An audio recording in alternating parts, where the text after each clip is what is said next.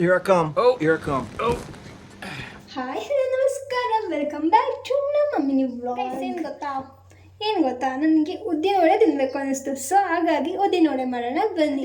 ಬೇಕಾಗುವ ಸಾಮಗ್ರಿಗಳು ನಾನು ಹೇಳೋದ ನಿಮಗೆ ಕಾಮನಾಗಿ ಗೊತ್ತಿರುತ್ತೆ. ನಾನು ಇಟ್ಕೊಂಡಿದ್ದೀನಿ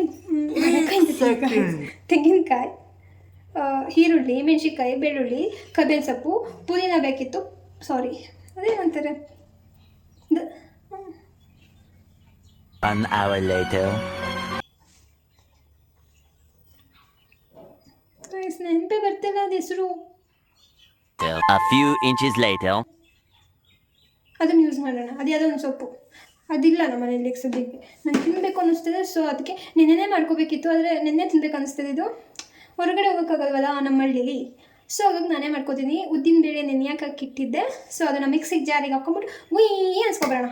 ಬನ್ನಿ ಬನ್ನಿ ಕೈಸ್. ನೋಡಿ, ಉದ್ದಿನ ವಡೆ ಮಾಡೋಕ್ಕೆ ಉದ್ದಿನ ಬೇಳೆ ರುಬ್ಬಿಟ್ಟಾಯಿತು.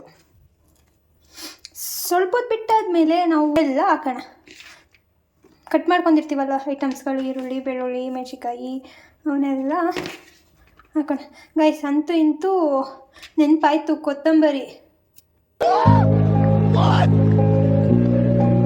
ತುರ್ಕ್ ಮೆಣಸಿನ್ಕಾಯಿ ಗೊತ್ತಾ ಗೈಸ್ ನಿಮಗೆ? ತುರ್ಕ್ ಮೆಣಸಿನ್ಕಾಯಿ ಅದ್ರ ಪೌಡರ್ ಹಾಕ್ತೀನಿ, ಹಾಗಾಗಿ ಮೆಣಸಿನ್ಕಾಯಿ ಜಾಸ್ತಿ ಹಾಕಿಲ್ಲ.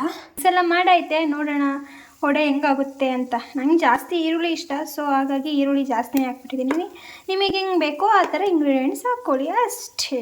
ಏನು ಹೇಳಿ, ಅಷ್ಟೇ. ನೋಡಿ ಗೈಸ್, ಎಷ್ಟು ಚೆನ್ನಾಗಿದೆ. ತಿಂತಿದ್ರೆ ತಿನ್ನಬೇಕು ಅಂತ ಅನ್ನಿಸ್ತದೆ.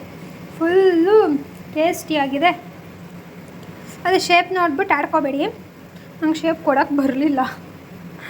ಬಟ್ ರುಚಿ ಅಂತೂ ಸಖತ್ತಾಗಿದೆ.